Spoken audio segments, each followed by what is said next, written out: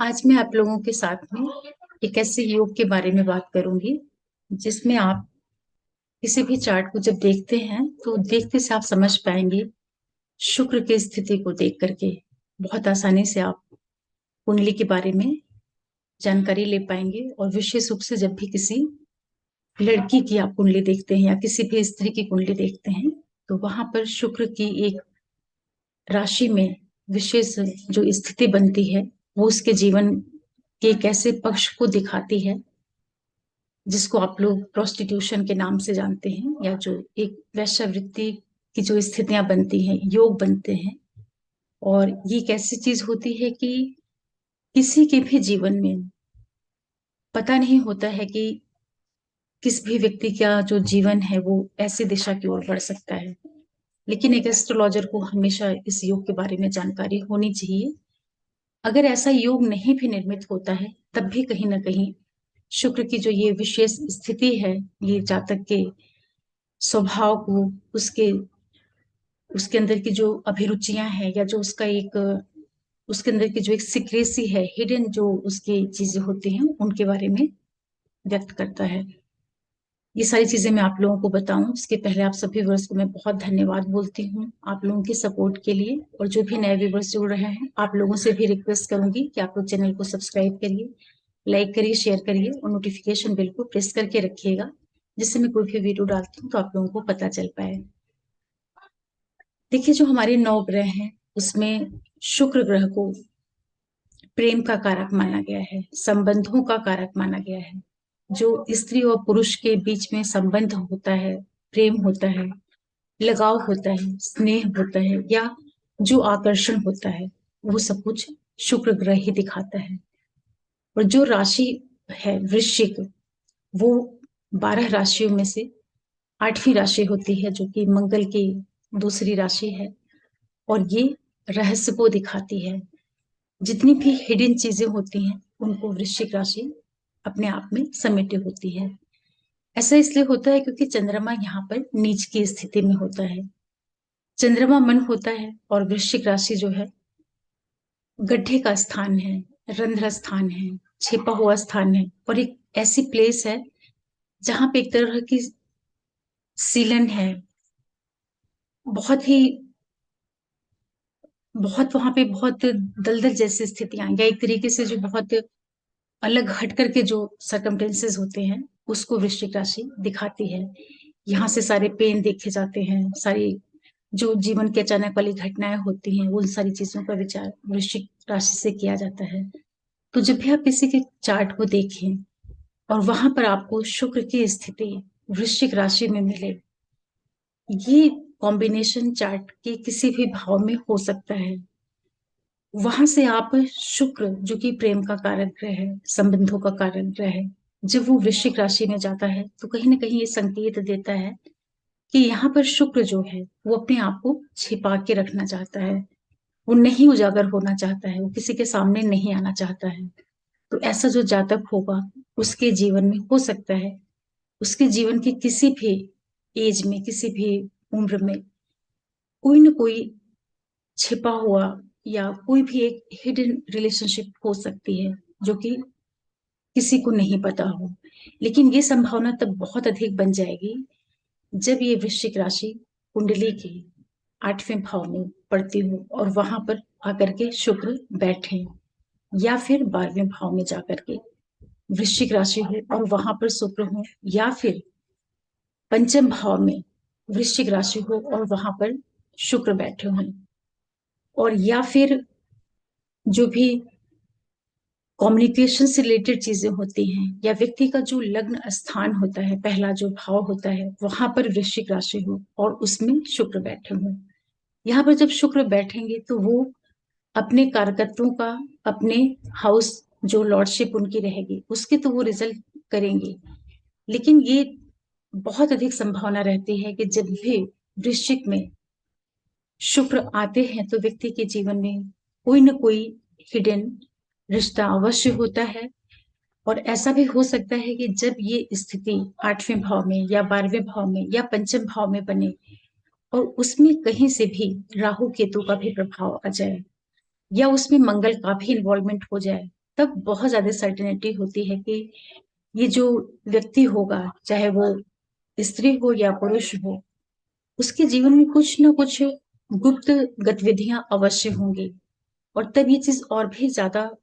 मजबूती से आप समझ सकते हैं जब उसके लग्नेश की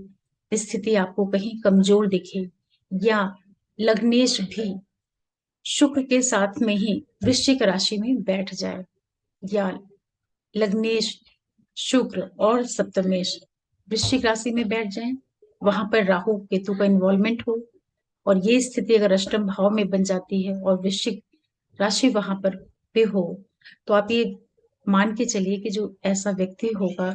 हो सकता है कि उसके जीवन में बचपन में या कभी भी बड़े होने पर उसके साथ में किसी भी तरह का कुछ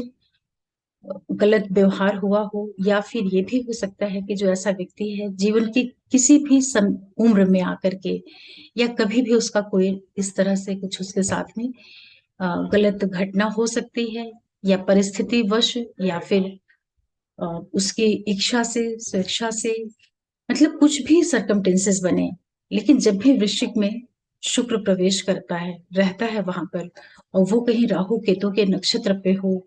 मंगल का उसको साथ मिल जाए और राहु मिल जाए, तो ऐसे में जो ये योग बनाता है व्यक्ति को, ये एक तरीके से जो सोसाइटी में आप देखते होंगे कि जो प्रोस्टिट्यूशन होता है, या जो कॉल गर्ल जैसी लड़कियां होती हैं, औरतें होती हैं, उनके चार्ट में इस तरह के कॉम्बिनेशन देखने को मिलते हैं। ये भी हो सकता है कि जो ऐसा जातक हो, उसको परिस्थितिवश इस तरह की स्थितियों का सामना करना पड़ा हो। ये भी हो सकता है कि वो शिक्षा से इन्वॉल्व हो, अगर उसमें लग्नेश का रोल होगा, लग्नेश वहां पर साथ में होगा, तो बहुत अधिक संभावना है कि जो व्यक्ति है वो अपनी इच्छा से, अपनी खुशी से इस तरह के कार्यों में लिप्त होता है। तो वृश्चिक राशि का संबंध जब भी शुक्र से बनेगा, और ये सारी चीजें तब बिल्कुल सर्टेनिटी के साथ आप कह सकते हैं कि अगर इस स्थिति को कोई भी शुभ ग्रह, विशेष रूप से गुरु जैसा ग्रह नहीं देख रहा हो, क्योंकि गुरु अगर देखेगा तो इन चीजों को बहुत बचाने का प्रयास करेगा, उसको सुधारने का काम कर सकता है, या जातक को समझ दे सकता है। लेकिन जब भी वृश्चिक में शुक्र आ जाए, चंद्रमा आ जाए, मंगल आ जाए, या राहु आ जाए, और ये स्थिति आठवें भाव में बन जाए, तो आप ये समझिए कि जो ऐसा जातक है वो 100% इस तरह के कार्यों में इन्वॉल्व होगा। वो चीजें किसी को मालूम हो या ना मालूम हो, ये एक अलग चीज होती है, क्योंकि वो तो महादशा, अंतरदशा और प्रत्यंतर दशा के ऊपर निर्भर करेगा कि उसका संबंध कब लोगों की दृष्टि में आता है। मेरे पास एक चार्ट आया था 94 बॉर्न बच्ची का, जिसकी मदर ने चार्ट भेजा था, और भेजने के करीब 3-4 दिन के बाद फिर उन्होंने मुझे कांटेक्ट किया दोबारा कि आप इस चार्ट को अच्छे से देख करके फिर बताइए। तो जब मैंने उस चार्ट को देखा, और मैं ये समझ गई कि जिन्होंने मुझे कांटेक्ट किया था उनकी बेटी का ये चार्ट था, तो मैं उनको बहुत ज्यादा, मतलब ऐसी चीजें भी नहीं कहना चाहती थी कि उनको बहुत दुख हो, लेकिन जो वास्तविकता है वो तो है ही। फिर उनको जो भी मैं उस चार्ट को देख के बता पाई, मैंने उनको बताया और गाइड किया कि किस तरह से आप अपने बेटी को सही रास्ते पर लेकर के आए। और बड़ी बहुत कष्ट भी हुआ देखते टाइम। तो उसी समय मेरे मन में आया था कि मैं इस कॉम्बिनेशन को आप लोगों को बताऊंगी, और कभी टाइम मिला तो मैं उस चार्ट को भी आप लोगों से शेयर करूंगी, क्योंकि जो ये योग होता है अपना प्रभाव देता है। तो जब भी किसी के चार्ट में देखें, कोई बच्ची है, विशेष रूप से कोई छोटी सी लड़की हो, या किसी के पेरेंट कुंडली बनवाते हैं या कहीं पर लेकर के जाते हैं विचार करने के लिए, तो ऐसी स्थिति में पेरेंट्स को जरूर इसके बारे में जानकारी दे देनी चाहिए, जिससे वो अपने बेटी का या अपने बच्चे का अच्छे से केयर करें, देखभाल करें। क्योंकि वृश्चिक जो राशि होती है बहुत रहस्यमयी राशि होती है, कोई जान नहीं पाता है कि ये राशि किस तरीके से रिएक्ट करेगी। और शुक्र प्रेम को ही दिखाता है, संबंधों को दिखाता है। और जब ये, चूंकि यहाँ पर मंगल है, मंगल का उसको वातावरण मिल रहा है, मंगल की उसको ऊर्जा मिल रही है, ऐसे मंगल की ऊर्जा जो अपने आप को छिपा के रखना चाहता है, क्योंकि जो मेष का मंगल है वो अपने आप को जाहिर कर देगा, उजागर कर देगा। लेकिन वृश्चिक राशि का जो मंगल है वो अपने आप को हाइड करके रखना जानता है। तो जब यहाँ पर शुक्र आता है और उसको चंद्रमा भी अगर मिल गया, चाहे दृष्टि से चाहे युति से, और कहीं अगर राहु भी उसके साथ बैठ गया या राहु की दृष्टि आ जाए उसके ऊपर, केतु का संबंध बन जाए, और अगर कहीं यहाँ पर मंगल भी आकर के बैठ जाए, और अगर 8वां भाव हो, 12वां भाव है, 5वां भाव हो या लग्न स्थान हो, तो आप ये मान के चलिए कि जैसा व्यक्ति होगा उसके संबंध, उसके जीवन की जो दिशा है वो बहुत गलत तरफ बढ़ सकती है, या इन चीजों से उसका सामना होगा। ये बहुत ही दर्द वाली चीज होती है, बहुत पीड़ादायक घटना होती है। कोई भी व्यक्ति ऐसे क्षेत्रों में जाता होगा तो किस स्थिति में जाता होगा ये तो वह व्यक्ति ही जान सकता है। लेकिन ये कॉम्बिनेशन बहुत ही पॉइंट करने वाली चीज है, इसको हमेशा नोटिस करना चाहिए। तो जब भी आप लोग देखें किसी के भी चार्ट में, अपने परिचितों के या अपने कोई भी बच्चे हैं, विशेष रूप से जो आपके बच्चे हैं, रिलेटिव्स हैं, अगर उनके चार्ट में ऐसी स्थितियां दिखती हैं तो उनका बहुत केयर करना चाहिए। कम से कम उनके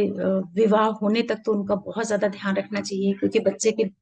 गलत दिशा में बढ़ने की बहुत संभावना बन जाएगी। गलत रिश्तों में इन्वॉल्व होगा, उसको समझ में ही नहीं आएगा कि वो क्या कर रहा है, और बहुत उसकी जो डायरेक्शन है लाइफ की वो पूरी चेंज हो जाएगी। तो पेरेंट्स पे बहुत केयर करना चाहिए। एस्ट्रोलॉजर को भी ऐसी स्थिति में बता देना चाहिए, या जो भी लोग ज्योतिष में रुचि रखते हैं वो लोग भी इस चीज को समझ सकते हैं। तो आज ये विषय थोड़ा सा अलग है, लीक से हट करके है, लेकिन ये जानने की चीज है, इसको जरूर जानना चाहिए। और जब भी 5वें भाव से संबंध होता है, एक तो स्थिति होती है कि ऐसा जो ग्रह योग बन रहा है वृश्चिक राशि में, शुक्र का, मंगल का, राहु का, चंद्रमा का, अगर ये 5वें भाव से संबंध बनाएगी तो ये प्रेम तक सीमित रह जाएगा। प्रेम तक सीमित का मतलब है कि व्यक्ति अपने प्रेम के लिए इस तरह की दिशा में जा सकता है। अगर वहां पे 7वें भाव का भी इन्वॉल्वमेंट होगा, लगन का भी होगा, तब भी ये संभावना रहेगी कि व्यक्ति किसी से प्रेम करेगा और उससे उसके संबंध बनेंगे।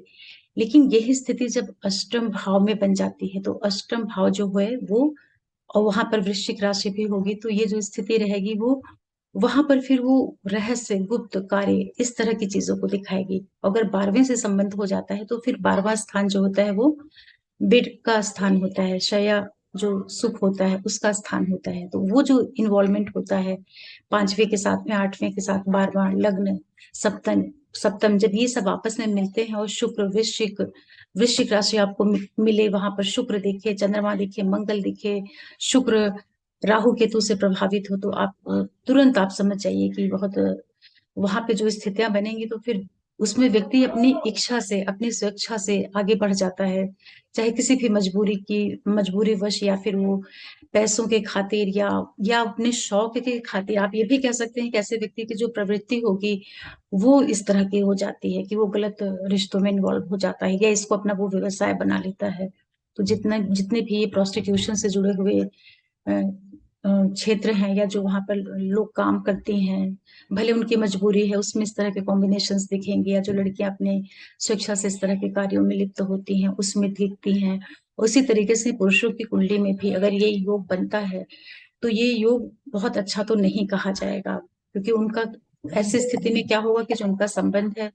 अपने पार्टनर के अलावा भी बहुत जगह पर हो सकता है, या वो गलत डायरेक्शन में जा सकते हैं।